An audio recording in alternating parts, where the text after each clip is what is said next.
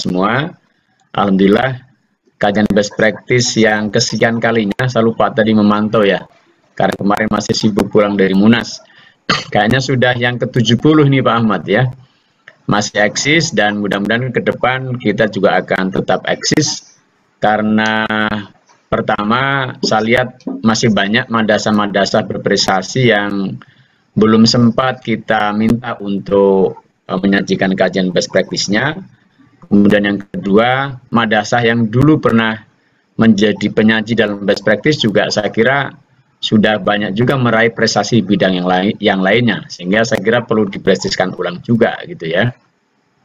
Kemudian di sisi lain juga saya lihat dinamika tentang kebijakan pendidikan ini juga menurut saya sangat dinamis ya, apalagi sekarang ini di mana pemerintah itu banyak menggelontorkan kebijakan-kebijakan baru, sehingga kita perlu sharing juga di dalam kajian best practice ini ya.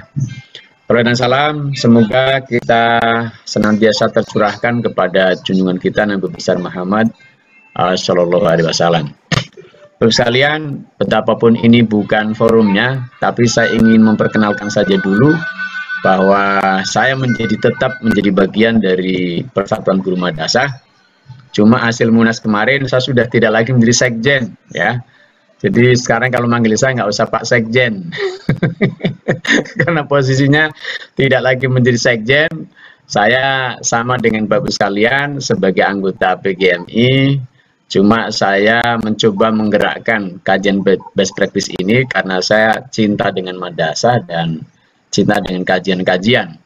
Harapannya apa yang saya dan juga teman-teman lakukan ini bisa berkontribusi dalam memajukan madrasah ya, yang sekarang ini saya lihat semakin moncer ya, semakin maju, semakin berkembang, karena kita menyaksikan para pimpinan madrasah di birokrasi termasuk Pak Ahmad ini, saya lihat ide-idenya sangat agresif ya, progresif, visioner.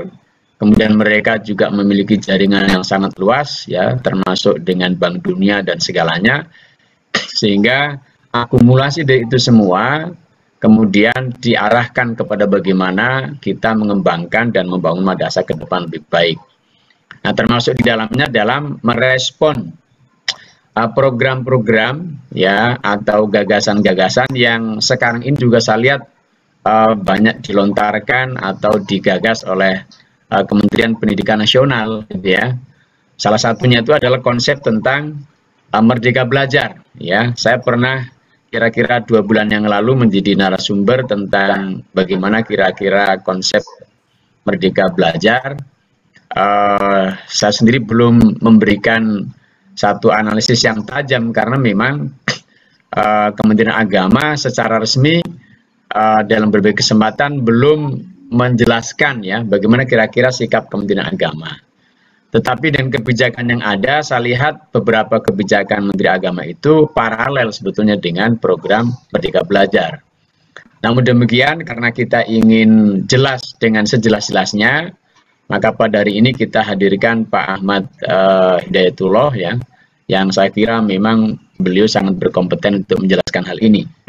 Dan mohon maaf tadi Pak Ahmad, saya ketika menjelang maghrib dikirimi semacam draft ya, draft pengenalan awal tentang kurikulum 2022 ya. Kemudian saya juga dikirimi tadi oleh Pak Asif link-link yang terkait dengan program-program pengembangan ke depan. Tapi saya yakin teman-teman sebagian ada yang sudah membaca, sebagian ada yang belum ya. Saya sendiri belum membaca ya, hanya sekilas saja. Nah, mudah-mudahan itu menjadi bahan juga bagi kita untuk nanti bisa memperdalam ya atau merespon nanti apa yang disampaikan oleh Pak Ahmad.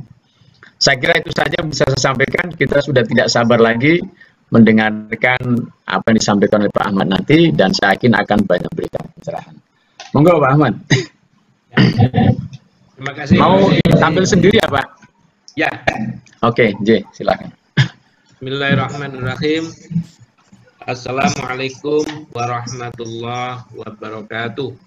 Assalamualaikum warahmatullahi wabarakatuh. Alhamdulillah rabbil alamin, wassalatu wassalamu ala asrofil anbiya'i wal mursalin sayyidina Muhammadin wa ala alihi washabihi ajma'in.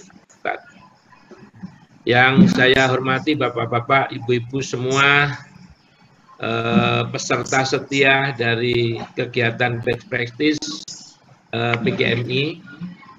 Ini sebenarnya best practice inisiatif Pak Suhardi kan gitu ya. Yang memang memiliki sejarah tersendiri untuk menggerakkan sesuatu itu. Dan moga-moga aktivitas kita ini Pak Suhardi bisa terus, artinya kegiatan best practice ini nggak perlu harus berhenti. Karena pada saatnya memadukan konsep-konsep, mempertemukan ide di dalam rangka menghasilkan sebuah pengembangan dinamis di tengah masyarakat yang senantiasa terus berkembang, itu layaknya selalu harus dilakukan oleh semua pihak, termasuk kemarin yang dilakukan oleh Kementerian Agama di dalam International Conference on Madrasah Reform yang kita lakukan dalam rangka mengekspos asesmen kompetensi, hasil asesmen kompetensi Madrasah Indonesia untuk MI. Itu kita berusaha untuk memperkenalkan budaya, mempertemukan ide kepada guru-guru madrasah, kepada pimpinan-pimpinan madrasah, walaupun saat itu tidak banyak yang kita undang, termasuk juga birokrat-birokrat madrasah, agar kita memiliki sebuah budaya untuk senantiasa mengangkat di dalam ruang akademik, bukan ruang publik ya, ruang akademik, berbagai hal-hal yang dari sebuah data kajian atau best practice yang ditelurkan dari sebuah hasil riset itu merupakan suatu keharusan untuk kita ungkap dan mendapatkan penyempurnaan-penyempurnaan gitu. Yang tidak kita harapkan itu apabila dasarnya hanya sekedar duga-duga atau hanya sekedar anggapan, itu yang kurang. Dan ini sebenarnya kalau di beberapa negara maju menjadi sebuah tradisi Pak Suhardi, bahwa kajian-kajian itu dasarnya adalah fakta-fakta, kajian kemudian guru-guru tetap diberi keterampilan, kemampuan untuk menelaah setiap data, baik data dirinya maupun data yang ada di pemerintah atau data di mana, untuk kemudian dari data itulah melahirkan sebuah ide-ide cemerlang yang kemudian diadukan. Biasanya kita kadang ide-ide cemerlang itu hanya berdasarkan perkiraan, berdasarkan asumsi, kemudian kita melahirkan ide-ide. Nah, kita sekarang biasakan ide-ide dengan dasar kajian-kajian akademis, yang kajian akademis itu bukan artikel yang disusun berdasarkan harapan, tapi artikel yang disusun berdasarkan hasil riset akademik gitu. Ini kalau di berbagai negara sudah menjadi kebiasaan. Kalau di Indonesia biasanya pakar-pakar itu berbicara dasarnya tidak banyak yang berdasarkan hasil riset asli. Jadi artikel, kolom di koran itu biasanya berdasarkan perkiraan atau apa, ataupun kalau berdasarkan riset orang lain itu sudah bagus sebenarnya. Cuma tidak berdasarkan sebuah common sense atau sebuah harapan saja. Nah, ini yang kemarin saya cerita dari International Conference on Madrasah Research, kita akan mulai itu. Kemarin kita sudah melatih 50 guru Pak Suhardi, dari ribuan guru yang kemudian kita lakukan scientific training, writing clinics, itu menampakkan hasil seleksi yang luar biasa sampai terkumpul 50 orang bagus, sehingga pada saat kita ekspos hasil asesmen kompetensi madrasah Indonesia, kita harapkan itu menghasilkan berbagai ide dalam artikelnya. Ini sekedar pendahuluan. Sehingga pada saat kegiatan best practice begini, saya pikir ini budaya untuk mempertemukan ide. Hanya nanti kita berharap best practice itu dari hasil kajian-kajian yang kita miliki, kemudian melahirkan practice kita, sehingga bisa kita bertanggungjawabkan secara akademis gitu.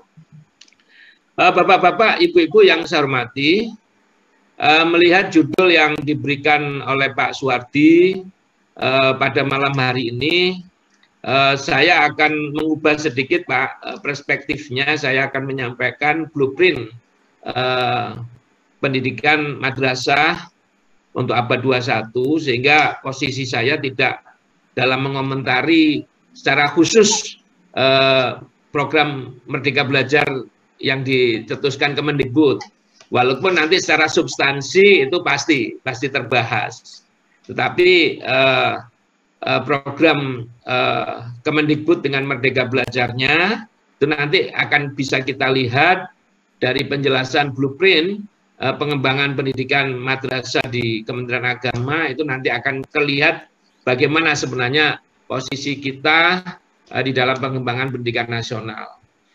Terkait dengan itu, mohon izin saya akan share screen. Dan ini saya dari Sulawesi Barat ini Pak, dari Majene Pak Suwardi. Tadi malam jam 4 pagi dini hari, tadi pagi saya sampai di Majene. Tapi malam ini setelah acara break prestis ini saya langsung meluncur ke Makassar untuk besok pagi jam 6 kembali ke Jakarta.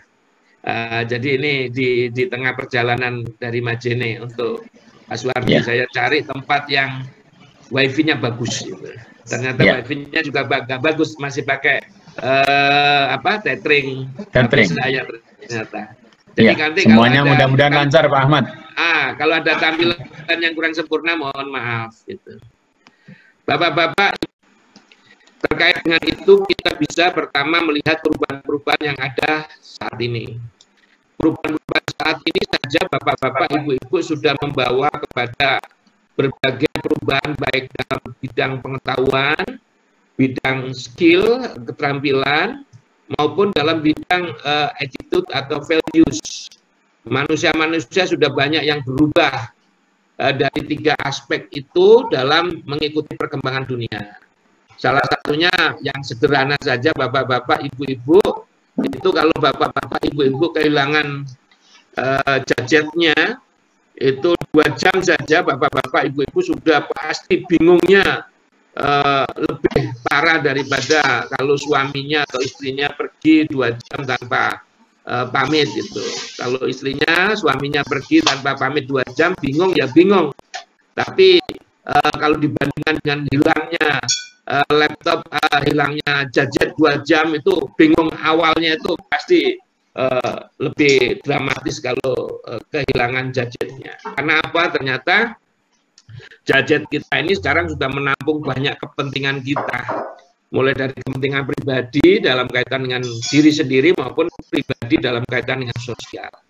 Nah ini sederhana, termasuk juga bagaimana perubahan sikap bapak-bapak, ibu-ibu dengan kondisi sekarang yang bapak-bapak, ibu-ibu ingin semua pekerjaan di masa yang jauh itu bisa dipenuhi dengan sesaat, sehingga bapak-bapak, ibu-ibu sekarang sifat sabar segala macamnya itu beda dengan sifat sabar zaman dulu. Kalau dulu sabar sekali, mau pergi kemana-mana, kita jalan ke terminal masih mau, menunggu kendaraan pinggir jalan sudah mau. Sekarang bapak-bapak, ibu-ibu kalau disuruh ke terminal jalan kaki untuk cari kendaraan, menunggu kendaraan di pinggir jalan pasti tertawa gitu. Karena bapak-bapak, ibu-ibu nggak mungkin akan sabar lagi seperti itu. Karena apa? Dengan mengangkat gadgetnya saja lebih cepat tuh. Ngapain kita susah-susah? Begitu juga pada saat perlu makanan dan sebagainya. Ini memang perubahan-perubahan saat ini yang perlu kita sadari. Dan ini pasti mengubah karakter banyak pihak. Kemudian kita lihat lagi perubahan-perubahan di masa yang akan datang, bapak-bapak, ibu-ibu pastinya lebih kompleks, lebih dahsyat, lebih canggih dari apa yang sekarang ada. Dan bagaimana model kecanggihan yang kemungkinan akan terjadi di masa datang, Bapak Ibu juga bisa melihat bagaimana perubahan-perubahan yang lalu sampai saat ini, itu kita bisa melihat model percepatan perubahan-perubahan kehidupan kita. Biasanya saya sekilas menjelaskan bagaimana perubahan revolusi industri pertama di dunia ini, kemudian berubah menjadi revolusi industri yang kedua dari mesin uap, kemudian berubah menjadi teknologi listrik, itu bapak-bapak, ibu-ibu membutuhkan waktu sekitar 100 tahun, 1 abad. Kemudian berubah lagi ke yang ketiga, itu juga masih membutuhkan sekitar 100 tahun. Mesin uap ditemukan sekitar 1756, kemudian listrik ditemukan sekitar 1870-an, kemudian globalisasi sekitar 1980-an, itu masih sekitar 100 tahunan jaraknya. Tetapi dari globalisasi dengan keikutsertaan kemajuan teknologi informasi, perubahan berikutnya ke revolusi industri keempat itu tidak butuh 100 tahun lagi Bapak Ibu, tapi sekitar 38 tahun, karena pada tahun 2018 kita sudah masuk pada revolusi industri 4.0, di mana kemajuan penggunaan alat komunikasi kita sekarang sudah mendapatkan tambahan informasi teknologi yang membuat tadi minimal sekarang ada 3 dimensi yang berkuasa di dalam dunia ini. Yang pertama adalah Internet of Things, IoT, kemudian Big Data, dan Artificial Intelligence dalam pengerjaan apapun, sehingga manusia sudah nggak melihat lagi pekerjaan itu ada di mana tempatnya, dia bisa kerjakan dari mana saja. Begitu juga penyatuan data-data, dan sesuatu yang harusnya terwujud secara otomatis, minta itu bisa dilakukan secara otomatis, nggak perlu banyak keterlibatan manusia. Dan bapak-bapak, ibu-ibu, ada kecenderungan dari 2018 perubahan revolusi industri keempat, kemudian ternyata pada saat itu muncul di berbagai negara maju sudah mulai mereaksikan, sehingga penggunaan informasi teknologi itu ada nilai sosialnya, ada nilai emosionalnya, yang biasa kita kenal dengan revolusi industri 5.0, itu terjadi sekitar tahun 2020-an. Dari sini bapak-bapak, ibu-ibu bisa melihat kira-kira perubahan di masa datang kira-kira bagaimana. Perubahan revolusi industri pertama ke kedua itu 100 tahun, 2 ke 3 100 tahun, 3 ke 4 38 tahun, 4 ke 5 itu paling nanti sampai melibatkan negara kita kurang lebih 4 tahun yang akan datang itu. 2 tahun yang akan datang. Di Jepang, Korea, sama Cina itu sudah 2020, artinya 2 tahun. Artinya apa di sini? Kita bisa melihat percepatan dari 100 tahun, 38, ternyata kemudian 4 tahun atau 3 tahun sudah berubah. Nah, kita bisa membayangkan anak-anak yang sekarang menjadi misi kita mempersiapkan mereka, ini kan untuk kehidupan mereka, kebutuhan pendidikan yang kita tangani sekarang kan untuk kehidupan 20 tahun, 30 tahun anak-anak kita. Nah, di dalam waktu 20 tahun, 30 tahun mendatang itu kira-kira kehidupan dunia sudah mengalami berapa kali percepatan, berapa kali lipat perubahan revolusi industri. Gitu. Nah, dari sini bapak-bapak, ibu-ibu sudah bisa membayangkan betapa nanti 23 tahun itu terjadi sebuah perubahan-perubahan yang mungkin juga sudah tidak bisa terbayangkan sekarang, karena perubahannya sudah berlipat-lipat, tidak hanya berubah 1 periode, tapi sudah 4 periode kan gitu ya.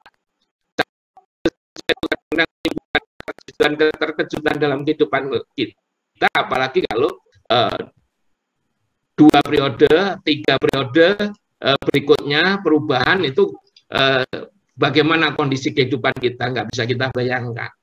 Oleh karena itu akhirnya berdampak pada aspek pembelajaran yang kita lakukan juga harus berubah gitu.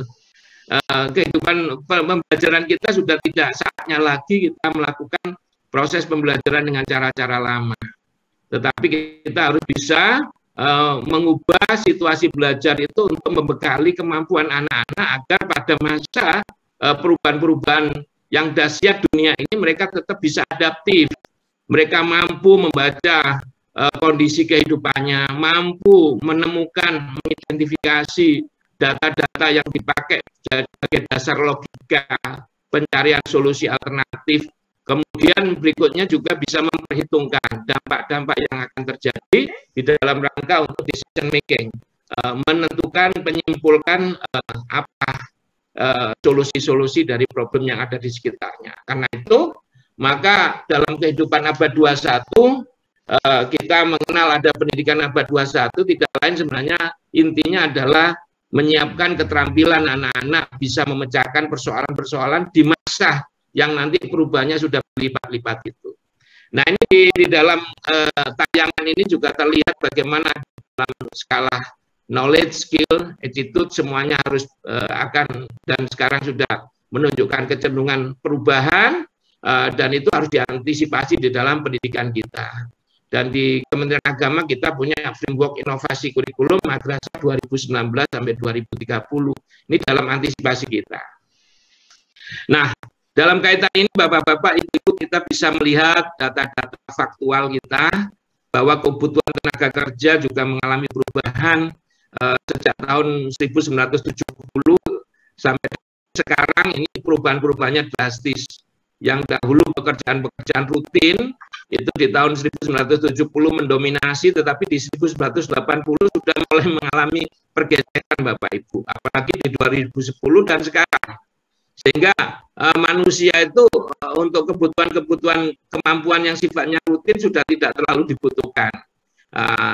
Sebaliknya manusia justru sebaliknya berikutnya dibutuhkan kepada hal-hal yang sifatnya non rutin, yang membutuhkan analisis, yang membutuhkan beberapa hal yang tidak bisa diduga, yang tidak bisa dikerjakan mesin. Ini menggambarkan bahwa dalam dunia kehidupan itu nanti ada banyak mata pencarian yang hilang, dan sekaligus sebenarnya ada peluang munculnya pekerjaan-pekerjaan, kreativitas-kreativitas baru. Dan ini harus menjadi perhitungan dalam dunia pendidikan kita. Nah, perubahan-perubahan atau fakta-fakta ini Bapak-bapak, Ibu-ibu sebenarnya yang melatar belakangi mengapa kita memiliki proyeksi kebijakan-kebijakan pendidikan ke depan.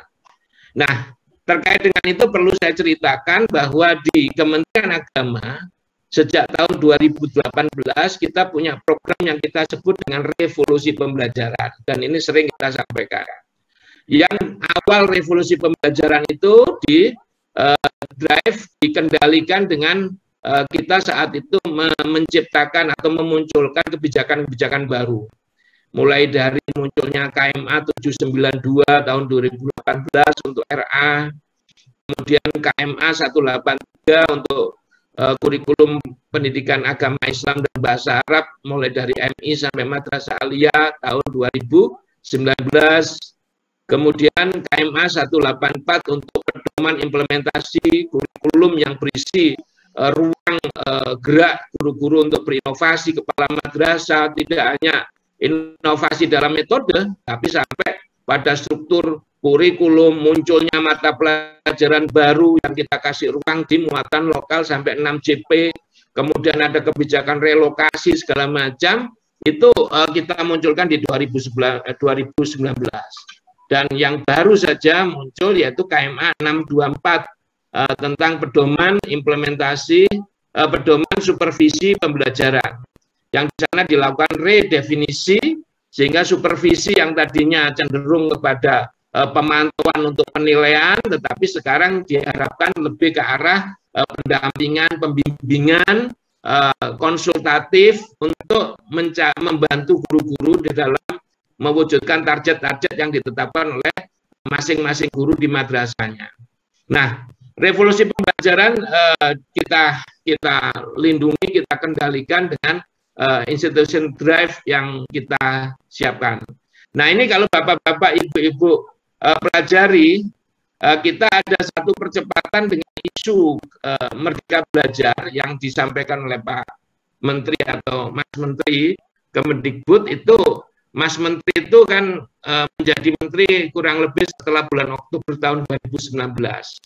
Dan sekitar akhir 2019 baru memunculkan konsep tentang Merdeka Belajar. Nah, kita awali sejak tahun 2018 dengan mulai memikirkan bagaimana pendidikan di usia dini, kemudian bagaimana pendidikan PAI dan bahasa Arab di MI sampai Aliyah, begitu juga tentang implementasi pembelajaran yang inovatif mulai dari MI sampai madrasah aliyah.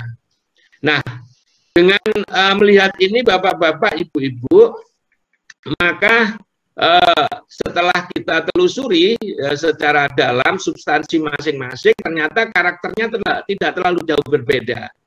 Bahwa Merdeka Belajar itu memberikan ruang kepada guru, ruang kepada pimpinan madrasah untuk melakukan sebuah inovasi-inovasi yang tidak selalu terkekang dengan ketentuan-ketentuan yang sifatnya kaku dari atas. Dan itu juga mungkin kalau Bapak Ibu tadi meneruskan informasi yang disampaikan Pak Suhardi, bahwa konsep-konsep kurikulum baru atau kurikulum prototype yang sekarang lagi digarap, sebenarnya itu belum proses jadi, Pak.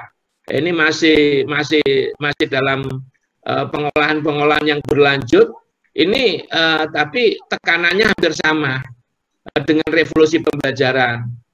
Yang elemen-elemennya seperti yang ada di gambar kuning ini. Elemen perubahan yang ada di revolusi pembelajaran itu kan pertama terbentuknya ruang inovasi kreasi siswa dan guru dalam pembelajaran. Ini konsepnya sama persis sebenarnya dengan Merdeka Belajar. Merdeka Belajar juga begitu. Kemudian di dalam proses pembelajaran itu tidak lagi pada penekanan bagaimana guru memberikan informasi pada anak-anak, karena zamannya sekarang untuk mencari informasi itu lebih rinci anak-anak selancarnya. Tetapi guru justru sebagai stimulan, merancang stimulan sebagai fasilitator untuk menjadikan proses pembelajaran itu membelajarkan anak di dalam rangka pertama menggali konsep-konsep yang mendasari dari kehidupan, prinsip-prinsip yang akan dipelajari, dipadukan dengan permasalahan-permasalahan kehidupan sekitar yang ada saat itu, sehingga anak-anak menjembataninya untuk menemukan solusi-solusi antara konsep dengan problemnya. Nah, penggogokan itu yang kita sebut higher order thinking and skill. Kemudian kalau di madrasah disampaikan lagi bagaimana proses pemikiran itu bisa menguatkan akhlak anak-anak, sehingga akhlak anak-anak terbangun bukan karena doktrin, tetapi dari sebuah pemikiran yang matang, sehingga tahan dia akan godaan-godaan sekitar, dia kuat itu. Kemudian modulasi beragamanya, basis yang menjadi basis pembelajaran juga didasarkan atas pemikiran higher order thinking. Cuma di sini kadang-kadang kita punya permasalahan yang besar di sebagian guru menganggap HOTS itu masih berpikir sulit, padahal tidak. Berpikir HOTS higher order thinking itu adalah berpikir melibatkan tingkatan berpikir yang tinggi dari analisis, evaluasi, kemudian sampai kreasi yang di sana menempatkan bagaimana kompetensi kritis orang, kompetensi kreasi orang, kemudian bagaimana kita bisa menciptakan sebuah kolaborasi dengan mengandalkan kemampuan komunikasi untuk menyelesaikan masalah gitu ya. Kemudian untuk pembelajaran menjadi karakteristik proses pembelajaran, dan berikutnya ada dasar faktual yang di sini kami pasang untuk yang sekarang kami miliki adalah AKMI, asesmen kompetensi Madrasah Indonesia itu sebagai dasar diagnostik untuk melakukan rumusan-rumusan perbaikan. Nah, apabila kita lihat dari karakteristik elemen perubahan revolusi pembelajaran ini, maka sebenarnya di dalam kebijakan kita sudah masuk di dalamnya itu Merdeka Belajar gitu. Nah, oleh karena itulah maka Kementerian Agama tidak perlu lagi mendeklarasikan Merdeka Belajar itu secara formal, tetapi kita selalu menyinkronkan kebijakan-kebijakan di pusat sebagai di Kemendikbud sebagai leading sector pendidikan nasional, selalu kita lihat, kemudian dipadukan dengan konsep-konsep yang sudah kita miliki secara dinamis, tanpa kita harus memunculkan formalitas bahwa kita juga menerapkan Merdeka Belajar. Nah, bahkan yang ada di madrasah sekarang adalah kita mendeklarasikannya adalah madrasah mandiri berprestasi, yang sebenarnya dengan maknanya hampir sama.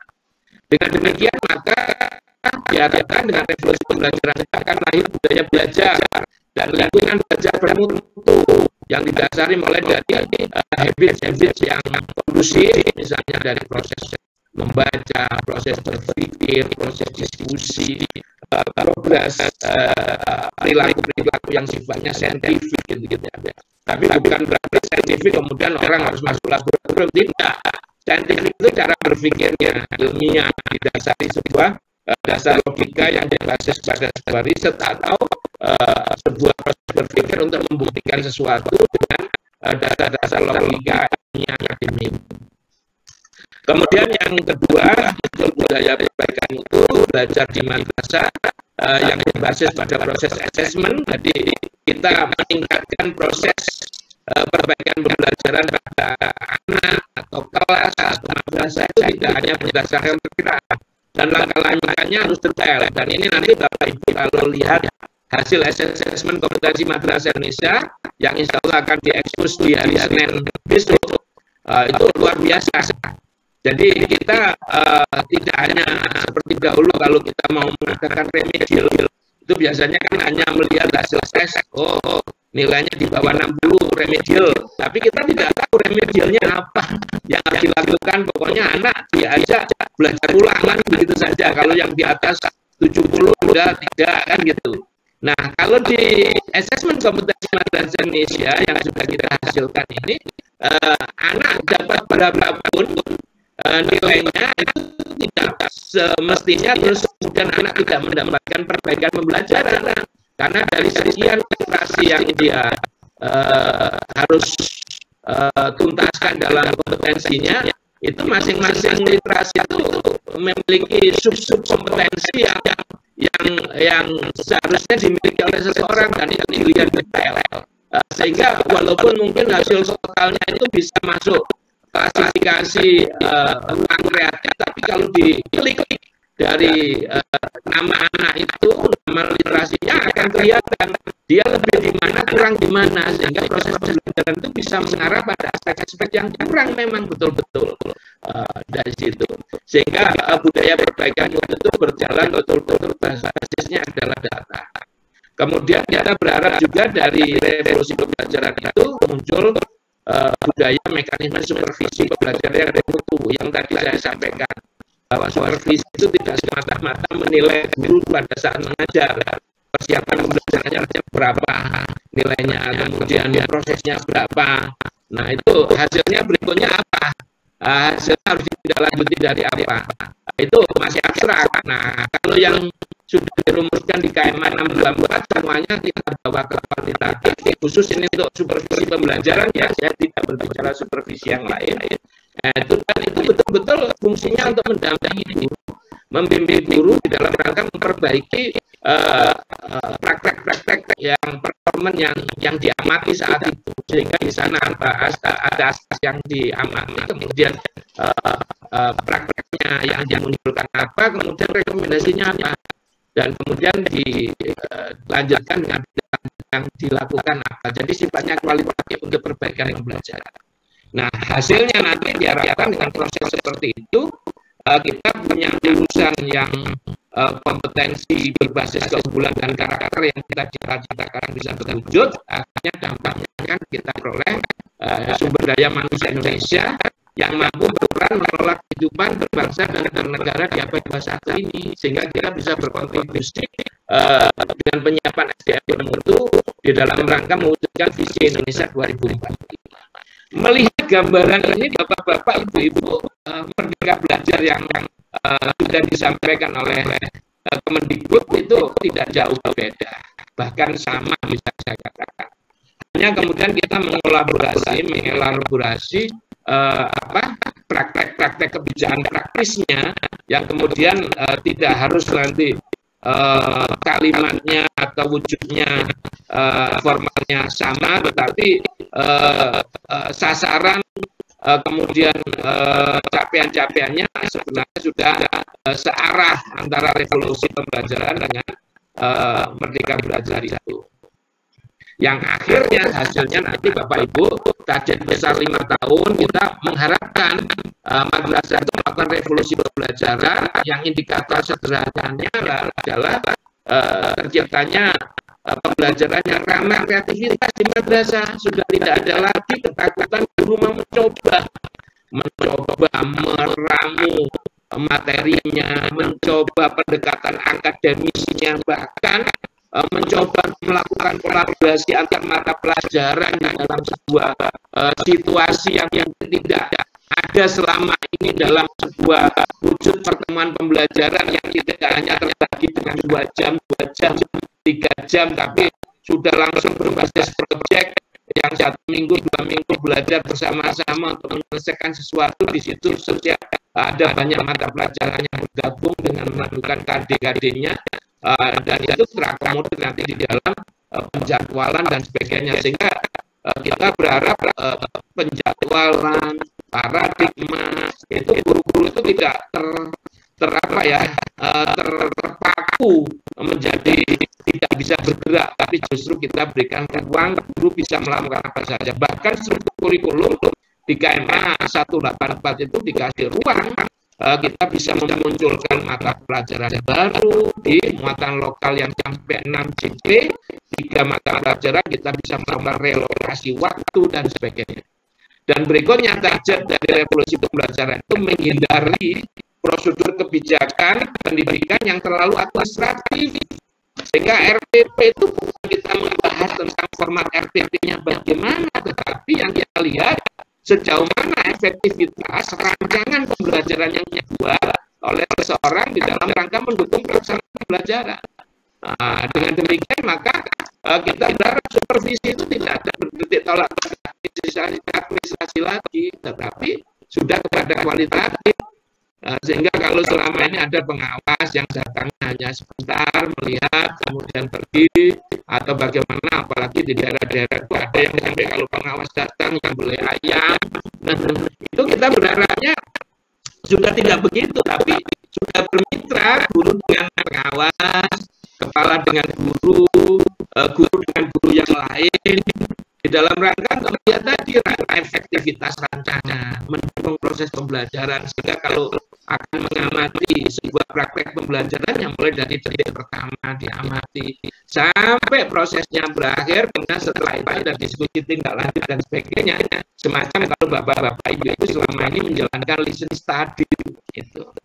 Nah, kalau bapak-bapak ibu melihat target sederhananya dari revolusi pembelajaran ini tidak jauh beda dengan Merdeka Belajar. Bahkan kita sudah diwujudkan dengan regulasi-regulasi pokok yang berupa keputusan Menteri Agama yang tadi saya sampaikan, mulai dari KMA 792 untuk anak usia dini, KMA 184, KMA 183, dan KMA 624. Ini perubahan-perubahan yang ada.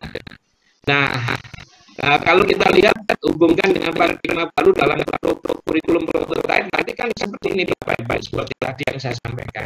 Ini memberikan sebuah arah yang hampir sama. Jadi kurikulum kita nanti itu, kurikulum prototipe atau kurikulum perubahan itu akan berbasis proyek untuk pengembangan soft skill dan karakter, dan mewujudkan ini guru punya kebebasan, bahkan materi-materi yang nanti ada di setiap mata pelajaran itu boleh diputar balik oleh guru gitu. Secara mendasarnya seperti itu. Nanti ada koridor-koridor yang ngatur. Terus kedua, fokus pada materi esensial sehingga pada waktu cukup ada waktu cukup untuk mempelajari, mendalami lagi kompetensi dasar seperti literasi dan numerasi. Di sini cuma kadang-kadang permasalahannya saat menerjemahkan materi esensial kan. Di sini maksudnya adalah kemampuan untuk melihat satu materi yang terkait dengan yang lain, sehingga kita cukup mempelajari satu materi ini, tapi kaitannya tidak kemana-mana. Bukan berarti kita memilih materi yang kita anggap esensial oleh gurunya, tetapi yang esensial terkait dengan topik-topik yang lain. Kemudian yang ketiga ini saya ambil dari kurikulum prototipe yang dikembangkan oleh School, fleksibilitas bagi guru untuk melakukan pembelajaran yang sesuai dengan kemampuan murid dan melakukan penyesuaian dengan konteks dan muatan lokal. Nah ini semuanya di KMA 184 di revolusi pembelajaran ini sudah sinkron sekali Bapak-Bapak Ibu-Ibu, sehingga nanti akan diharapkan melakukan sebuah reorientasi kembali kita dalam cara pandang terhadap pembelajaran. Nah ini Bapak-Bapak Ibu-Ibu bisa mengembangkan apapun, sehingga tidak terpaku lagi harus menggunakan metode ini, yang pendekatan ini.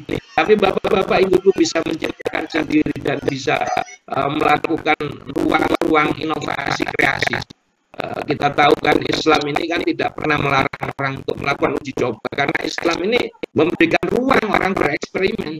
Tidak pernah orang itu ditakut-takuti dalam melakukan eksperimen. Dalam hal ini Islam itu nggak pernah melarang orang bersalah, itu tidak. Yang dilarang dalam Islam itu orang sengaja berbuat salah. Tapi kalau setelah ikhtiar, ijtihad, kemudian kok hasilnya masih ada kekurangan, itu masih dikasih pahala. Ini menunjukkan Islam itu sangat kompromis terhadap pikiran maju untuk melakukan sebuah inovasi, kreasi untuk ke depan. Tidak pernah ada ancaman-ancaman yang menakutkan. Nah, nanti akhirnya target pembelajaran itu mengantarkan anak-anak pada kondisi welfare, sejahtera. Apa itu sejahtera? Sejahtera itu adalah kemampuan anak-anak untuk memecahkan masalahnya. Manusia yang sejahtera itu kan manusia yang bisa menyelesaikan kehidupan sekitarnya sehingga dia enjoy hidup. Pada saat banyak permasalahan ekonomi, orang bangkrut segala macam, dia bisa mengatasi masalah ekonomi sehingga dia malah justru bisa menemukan peluang-peluang hidup baru. Kalau kemudian kaya itu hanya dampak dari kesejahteraan yang dia miliki. Jadi yang aslinya sejahteranya dia itu sudah enjoy dengan keadaan-keadaan yang ada. Orang lain bermasalah, dia tidak. Dia enjoy. Itulah target pembelajaran kita, menghasilkan kehidupan bagaimana anak-anak kita ke depan seperti itu. Pada saat sosial kehidupan politik orang apatis. Nah, orang yang sejahtera itu orang yang bisa mengatasi permasalahan itu. Akhirnya justru yang lain nggak banyak kepercayaan orang, dia banyak kepercayaan, disenangi banyak pihak, lawan maupun kawan. Akhirnya didaulat jadi pimpinan atau jadi pejabat itu hanya dampak saja, tapi yang aslinya sejahtera itu karena dia bisa mengatasi kehidupannya. Kalau jadi pejabat, jadi pimpinan, tapi kemudian dimusuhi orang, ya saya yakin dia nggak akan sejahtera itu. Orang uangnya banyak, kaya raya, tapi dia takut ketemu orang, itu nggak sejahtera. Yang sejahtera itu yang bisa mengatasi masalah. Nah, dengan demikian maka perlu kita menciptakan madrasah itu menjadi pusat pendidikan yang enjoy. Belajar tidak harus selalu dalam ruangan. Belajar itu tidak harus dilakukan oleh sendiri untuk belajarnya praktek atau sendiri, bisa disatukan dalam satu bentuk proyek, bisa dilakukan bersama sehingga siswa itu jadi ringan belajarnya. Nggak seperti sekarang PPKN membuat proyek sendiri, matematika proyek sendiri, kimia proyek sendiri, setiap proyek nggak selesai 2 hari. Bayangkan itu kira-kira, apalagi masa pandemi, bagaimana beban anak kita. Tapi kalau kita memadukan beberapa konsep KD segala macam, kemudian dihubungkan dengan satu konsep proyek yang dilakukan oleh anak-anak, betapa ringannya anak-anak belajar dengan mengerjakan satu proyek saja, tetapi dia sudah bisa di dalamnya itu menyelesaikan sekian KD yang ditargetkan oleh guru-gurunya. Dan pembelajarannya jadi relax juga, baik untuk guru maupun siswa. Mungkin hanya pertemuan pertama briefing yang perlu anak-anak mendapatkan banyaknya briefing dari beberapa guru bersama-sama, tapi setelah itu anak-anak sudah bisa enjoy melakukan. Yang kesulitan tinggal konsultasi, dibuka jam-jam pelajaran yang seharusnya diampu oleh guru itu sebagai tempat-tempat jam praktek konsultasinya. Untuk anak yang sudah menguasai, dia tinggal memperdalam literasinya, kemudian referensinya, kemudian dia melanjutkan pekerjaannya, menjadi pilihan-pilihan anak-anak, mau konsultasi atau tidak, atau melanjutkan dan sebagainya. Nah, nanti tinggal ada monitoring di tengah-tengah, cek oleh gurunya, kemudian nanti di akhirnya pertanggungjawaban anak dari satu karya yang dia buat, dari satu konsep yang dia rumuskan, itu pada saat pertanggungjawabannya bisa dilihat oleh guru-guru dengan tadi menjodohkan pada aspek-aspek yang diamati di dalam penilaian. Seperti ini contohnya misalnya, beberapa mata pelajaran dipadukan untuk satu proyek, kemudian karya-karya ini kemudian menjadi dasar pijakan anak-anak untuk bertanggungjawabkan pada beberapa guru tadi.